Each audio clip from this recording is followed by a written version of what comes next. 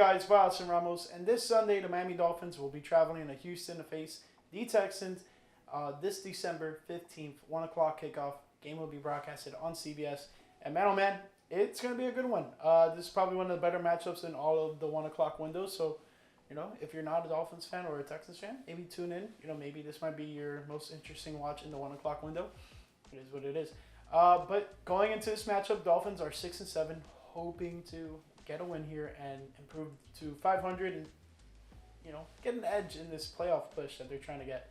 And then you have the Houston Texans, who are 8-5, top of the division, and things are looking good for them. But they do have a Indianapolis Colts team who is not right on their tail, but close enough that they feel some pressure.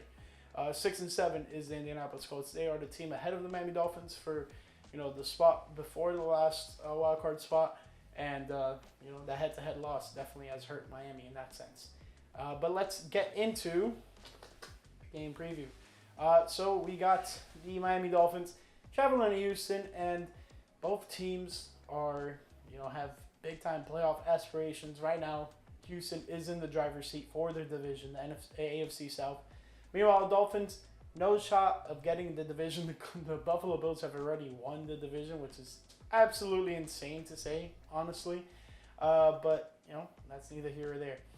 We got some Miami Dolphins news that happened literally this morning. Odell Beckham Jr. was released from the Miami Dolphins. I don't know, kind of speechless about it.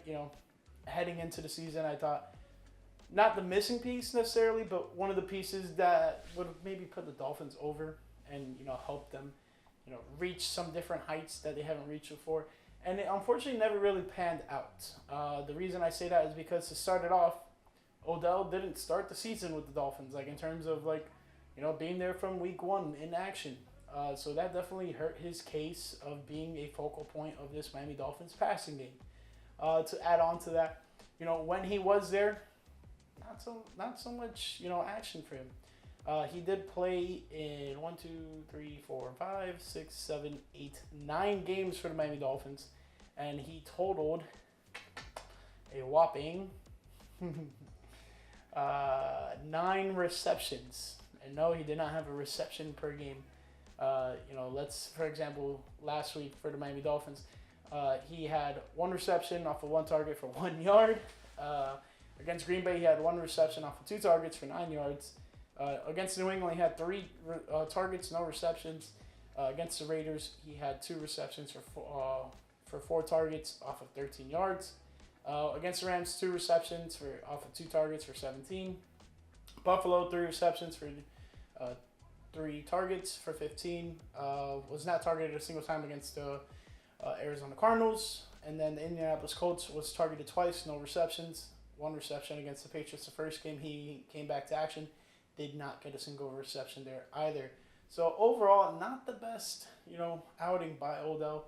And it's unfortunate, I really was hoping that this would be a payoff piece for this Miami Dolphins team, especially in the passing game.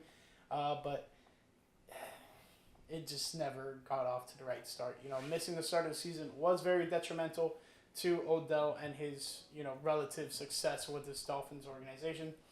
I don't think there's any ill will between either side. I just think that, it just didn't work out, and he's pretty much been out of the game plan for the Dolphins for a while. He never really was in it. So, it's not a huge loss to the Dolphins. He wasn't having a massive production, but, for example, I saw some cut up today of him against the New England Patriots when he had those 3 targets and dropped each and every single one of them, and each and every one of them were on 3rd down. Just can't have that.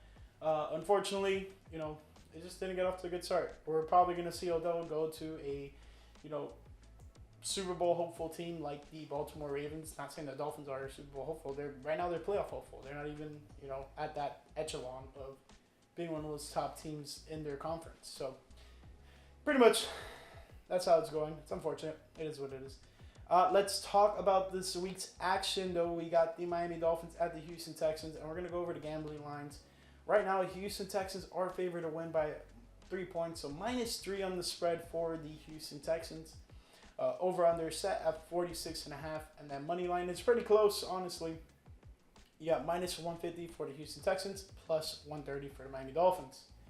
ESPN's matchup predictor has the Dolphins favored at 45.6% chance of winning to the Houston Texans 54.1. And then game time weather, even though it is a enclosed stadium, I'm still going to mention it just for, possibly anyone who may be traveling to this game. Game time weather is a nice 76 degrees, but there will be some showers. So if you are going to a game, at least when you're outside, be prepared for some rain. But yeah, I'm envisioning that this stadium will be enclosed for this matchup. They barely ever open the roof there at NRG Stadium, so should be interesting.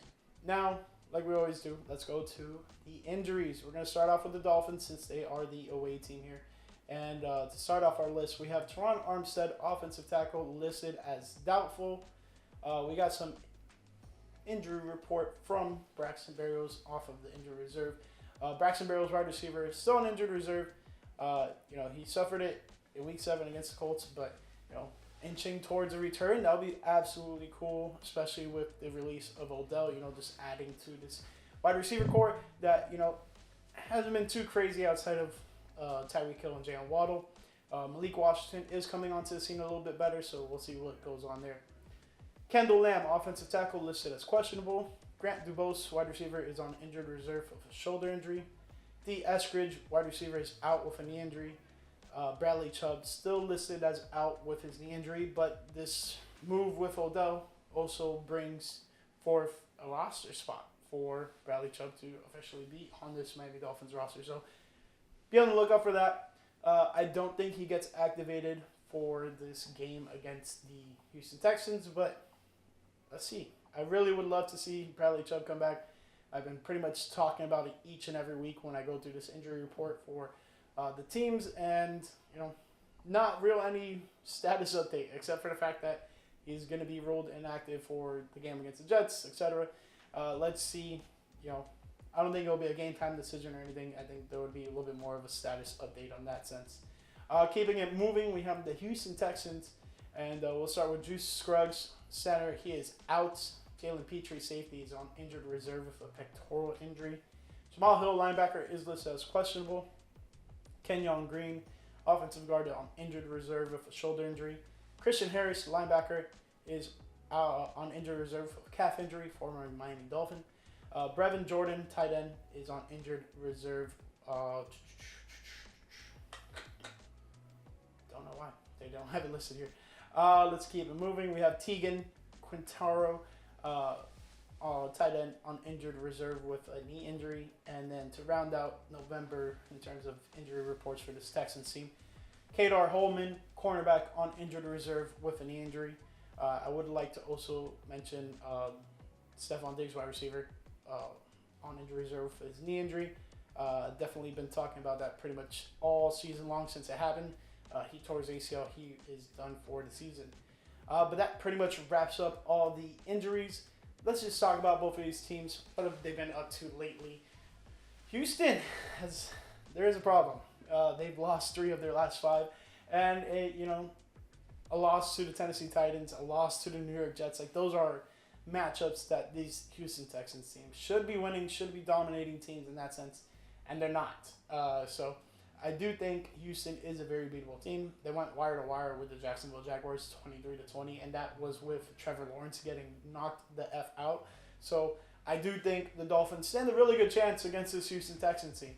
The fact that they haven't been living up to their expectations. They came into this year expecting to be a very good offensive powerhouse, especially with the emergence of C.J. Stroud last year. He's having a bit of a sophomore slump. So when you factor those things in, I think there's a real possibility that the Dolphins can come out of this matchup with a win. I will say it's probably going to be close, but I do think the Dolphins had some decisive moments in this game that result in them getting a win. Meanwhile, the Dolphins' last 5 games, they've won 4 of the last 5. A big loss to the Green Bay Packers on Thanksgiving. Aside from that, Dolphins have looked good, have been able to limit their opponents to under 20 points, except for last week against the New York Jets. So in terms of when they won in these 4 of the last 5 games. So let's see. This is a tough opponent for the Miami Dolphins, but I'm fully expecting them to come out with their best attitude, best foot forward, and have a good mindset because not saying the loss of Odell Beckham is huge, but this is a message to the entire locker room. You got to perform and you have to make some winning plays for this team if you really want to be involved and if you really want to be out there on the field for this Miami Dolphins organization. Because they want to win. There's no ifs, ands, or buts about it. This Miami Dolphins team wants to win. So less of a rant, and let's go into Miami Dolphins keys to victory. And we're going to start on the offensive side of the ball. I want to see this Dolphins team run the football efficiently. We need to face these good teams like the Houston Texans in the playoffs. So, how do you go about handling your business there? Well, first and foremost, you start developing a running game, and the Dolphins have struggled mightily to have a well-established running game since Tua's return. Now, is that Tua's fault? Is that McDaniel's fault? Is that the running back's fault? I don't think it's anyone's fault. I definitely think the scheme favors the passing game while Tua's in there. They definitely run a lot of plays that are also run scheme style. So screens, quick passes, just little dump offs, like pretty much right after the ball is snapped. Those are essentially runs, really quick short passes, and it goes in Tua's favor in terms of the passing stats. So I would love to see a little bit more out of the running game for this Miami Dolphins team. I know it's mostly been H.N. Ingold's back, so that has been, something that has helped H.N. get these big holes to find some gaps and so on and so forth. So I really want the Dolphins to put a punctuation on their running game, and this is the time to do it. The late part of the season, early December, heading into January, hopefully February. This is where the Dolphins need to really step up their running game and really make a difference. Now, on the defensive side of the ball, I pretty much say this each and every week, but it's tried and it's true. Get to the quarterback. You limit C.J. Stroud and put a lot of pressure on him in the pocket. He has looked not so great this year. Not saying C.J. Stroud's bad. I just think the situation with Diggs going down has hurt them. The lack of production out of Tank Dell has also kind of hurt them because Nico Collins was out for a while. So, the passing game has been very inconsistent for this Houston Texans team. Game management, because they could have easily beat that Detroit Lions team on Sunday Night Football a couple weeks back, and they let them way back into that game. So, you can't force 5 turnovers and not capitalize pretty much on any single one. That shows, I don't even know what it really shows. It just shows that your lack of conversion and going out there and dominating. If a team gets 5 interceptions, you better believe that team should be blowing out the other squad. But that is not the case in that matchup against the Detroit Lions. So, with that being said, lots of pressure on Stroud. Hopefully, you can force him into making some big-time mistakes. I do think he's very efficient with the ball, and he's not going to, crumble under pressure too much. But hopefully the Dolphins get their licks in and hopefully get some moments where, key pressures, third down pressures, etc. You don't want this Houston Texans team extending drives because it leads to my next key to victory, stopping Joe Mixon. That is the heartbeat of this Houston Texans offense. He's been absolutely killing it this year. I know Cincinnati's kicking themselves. I know they have a pretty decent back in Chase Brown, but Joe Mixon's legit, and he's been showing it all season long. So if the Dolphins are able to limit Joe Mixon, I would love that. Keep Joe Mixon under 100 yards just overall. And I think the Dolphins can have a really good day on the defensive side of the ball. That pretty much sums up this game preview. We got the keys to victory. Run the ball efficiently. Get to C.J. Stroud and stop Joe Mixon. It's pretty much bread and butter of how I see this Dolphins team winning games, and hopefully they can achieve that. Aside from that, get to acclimated early and often, and I think the Dolphins have a really good chance of winning this matchup. That does it for this game preview. I hope you guys enjoyed it, and I'll catch you after the game. Peace.